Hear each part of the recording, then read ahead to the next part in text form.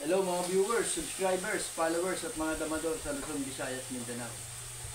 Welcome naman muli mga kadama dito sa programang The Genuine Master.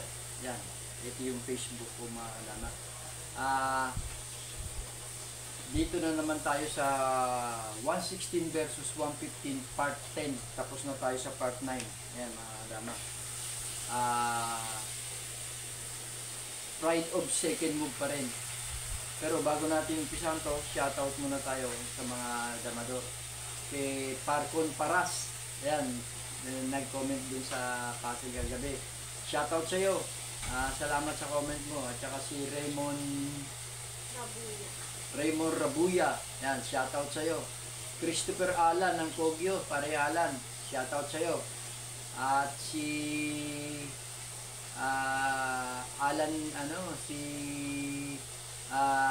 Bernard Antonio, ayan, shoutout sa iyo. Eddie Mesa, shoutout sa iyo. Ryan Sisa, ayan, shoutout sa iyo. At dun din sa mga iba pang damador na nagla-like, share dito sa programa ko. Mabuhay kayong lahat. Ayan. Ito mga kadama, umpisa na natin itong tirahan. 115, 214, 51, 116, 116, 313, kain ng 15.3, kain 13.1, 616, kain ng 7.1, 10.5, 8.3, 5.15, kain 3.13, 3.14, 16.13, 11.6, 11.7, 9.5, 12.8, 8.3, 6.2. Ayan, dito mga kadama, nag 6.1 nga. Ito naman yung tinira natin. Yan.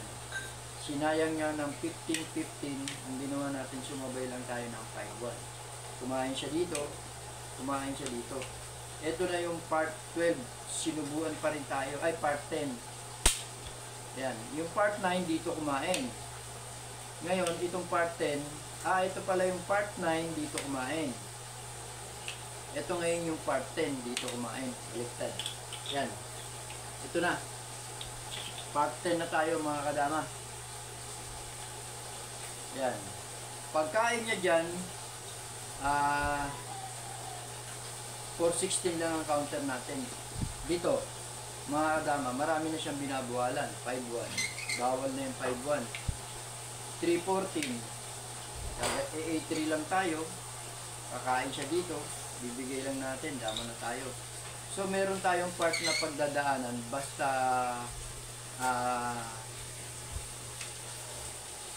hindi napansin nung nangumahawak ng puti. Kaya itong tinira natin para counter dyan sa tira na yan. Ngayon, ito ang best move niya. Ito bawal din to. Lalamang na tayo. Ito ang best move niya at saka ito, dalawa lang ang possible na tira niya. Ito, 15-2 at saka 2-14. Maliban dyan, wala nang iba. So, kasi nakaumang, lalansay natin. Dito muna tayo sa 15-2. Yan, pag 15-2, sasayangin lang natin. Oh. Hindi naman pwede siya sumabay. Pag sabihin niya, dama naman tayo. Yan.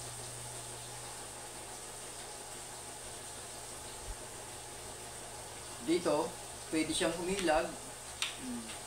Hindi siya pwedeng sumabay. So, iilag lang siya. Ang gagawin natin, papakain lang natin ng pababalikin natin at saka dadalawin natin. Yan. Dito, dalawa yung po yung posibleng itira niya. 314, A3 lang tayo. Pwede siyang sumubo rito at saka pwede siyang sumubo doon. Yan. So, dito sa part na to, hiwa-hiwalay ang pitya. Ibig sabihin, maluwag sa tablahan na to. Kumbaga, hindi na siya magkakalansiyan kasi maluwag malalayo. Maliban na lang kung ma-eksakto, malabo na mag-eksakto kasi malalayo. Kung dito siya magpapakain, yan, kain tayo ng 15-1, 15-5, at kakain naman siya ng 10-4.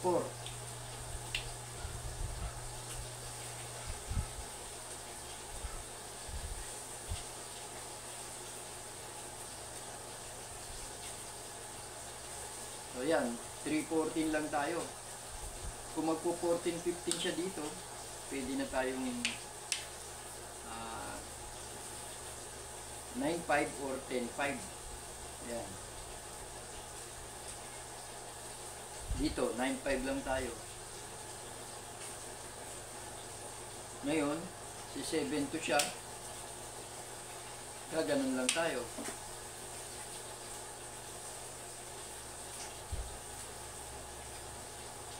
So, dyan sa part na yan, ahead lang tayo. Pero, walang kasiguraduhan na mananalo tayo. Lamang lang. Kumbaga, pag naitama rin yung tira ng first move, posibleng mahuwi tayo sa tabla. Ang inaasahan lang natin dito, lamang at baka magkamali. Yan. O, katulad yan, 14-15. Medyo delikado itong 14-15. Lumalamang tayo kasi gaganon lang tayo. Pag nag-9.5 tayo, gaganon siya. Saka tayo gaganon. So, lumalamang tayo sa posisyon. Eh kung halimbawa, hindi naman 14-15 ang itira niya. Yan. Pagkatapos natin mag 314, ayan, mag 11-6 lang siya. At 10-6. Ayan.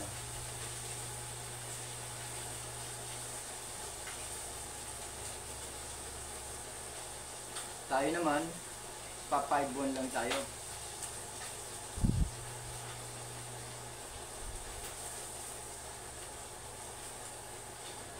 So kung mag 12-7 siya, pwede na tayong tumira ng 13-16. O yan, sa part na to, kung gaganon siya, pwede na tayo gumanon.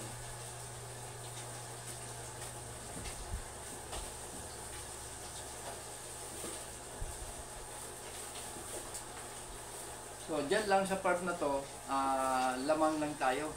Pero, hindi tayo nakakasigurado ng panalo kasi meron din siyang 4-4 at saka hiwalay naman ang pitcha. So, yan, ganyang posisyon, ahead na tayo. Kung atras siya ng maaga, makakaposisyon na tayo rito. Kung dito naman siya, yan.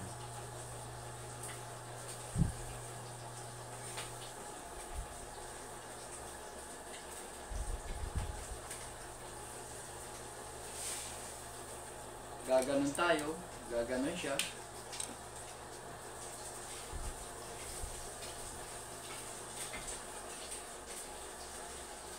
So, dito lang ang timing natin, 10-5.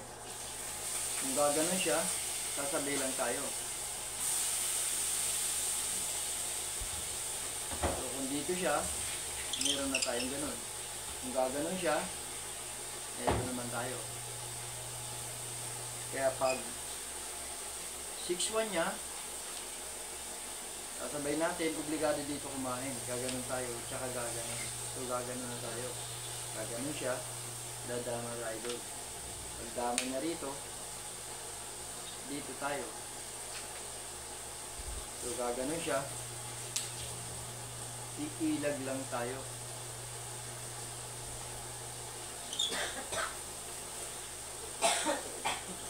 Ayan. Kaya, ang end nito, tabla. Pero, ang maganda lang, may mga pinagdaanan siyang talo. Kung sa maaga pa nalanse, yan, doon tayo lalamang. O, ayan, mga kadama. Pakita natin yung isang part pa.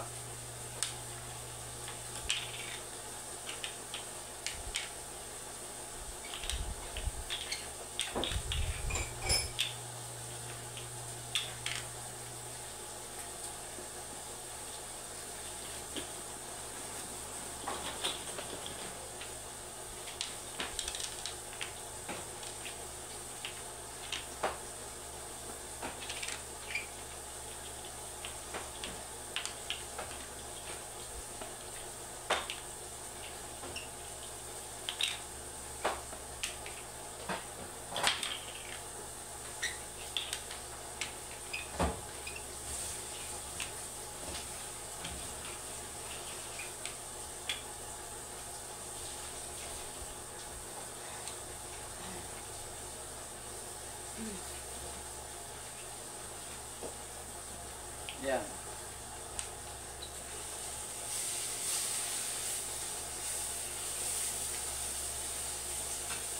Balikan natin yung isang part ng tirahan. 115, 214, 51, 116, 116, 313. Yan, 15, 3, 7, 1, kaya ng 7, 1. 10, 5, 8, 3, 515, 313, 314, 16, 13, 11, 7, 11, 6, 11, 7, 11, 6, 11, 7, 9, 5, 12, 8, 8, 3, 6, 2, 6, 1, 7, 3, 15, 15, sumabay tayo ng 5, 1, kumain dito. Ayan, sumubo pa rin siya. Ito yung part 9, ito naman yung part 10. Yan ang best move natin for 16. Ito na yung posibleng lamang tayo. Yan. Kanina, ang ginawa niya, sinubo. Ito umilag. Kung isubo naman. Yan. Yan mga kadama. Kasi, kung hindi pupunta dito, posible doon siya pupunta. Yun lang yung nire-recall natin dito sa tirahan. Kasi kumbaga ibig sabihin lang, kung halimbawa hindi siya nagpunta rito, ganun ang ginawa, matatalo ba tayo? Yun ang tanong eh. Mamaya, dito, maganda yung kinapuntahan natin. Pagdating dito sa kabila, yan, dyan sa part na yan, malalagay pala tayo sa delikado. Di, ibig sabihin, itong variation na to, hindi pwedeng ilaban. Kasi may talo. Ngayon, ito na. Kaya dyan natin yan nilagay para makita natin kung talagang ano ba kahinat na ng tira kapag dyan pumunta. Ito na. 8-3 tayo. So, may bawal na siya. Bawal siya dito. 5-1 lang siya. Atras na agad tayo ng 3-14.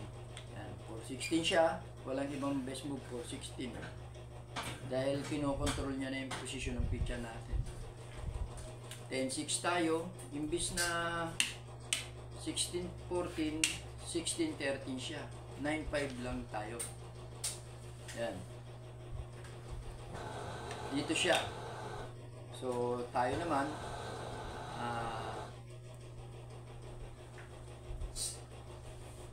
sasayang na tayo ng 214.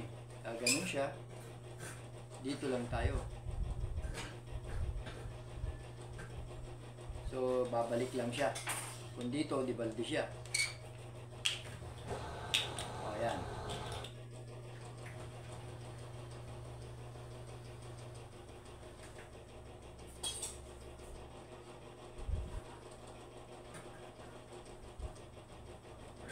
Sumayang tayo, tumakip siya.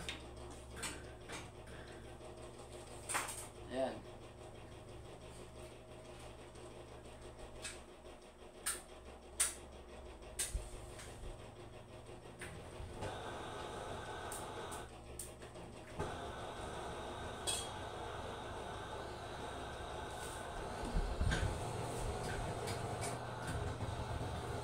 So, balik natin ha, mga kadama.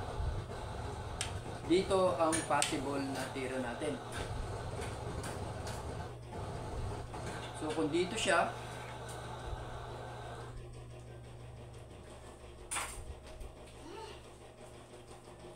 gaganon lang tayo. Dito naman siya, gaganon lang tayo. So, walang choice kundi gumano. Gaganon na tayo. Yan. Ibig ko lang sabihin, dito sa part na to, talagang draw. Hindi tayo malalagay sa talo. Draw siya. Draw lang talaga ang end ng game na to.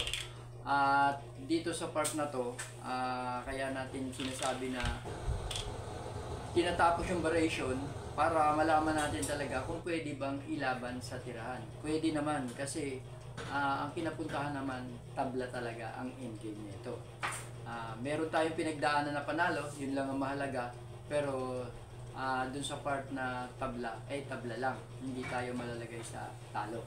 Kaya mga kadama, kita-kita tayo uli sa susunod ng pagkakataon. See you soon.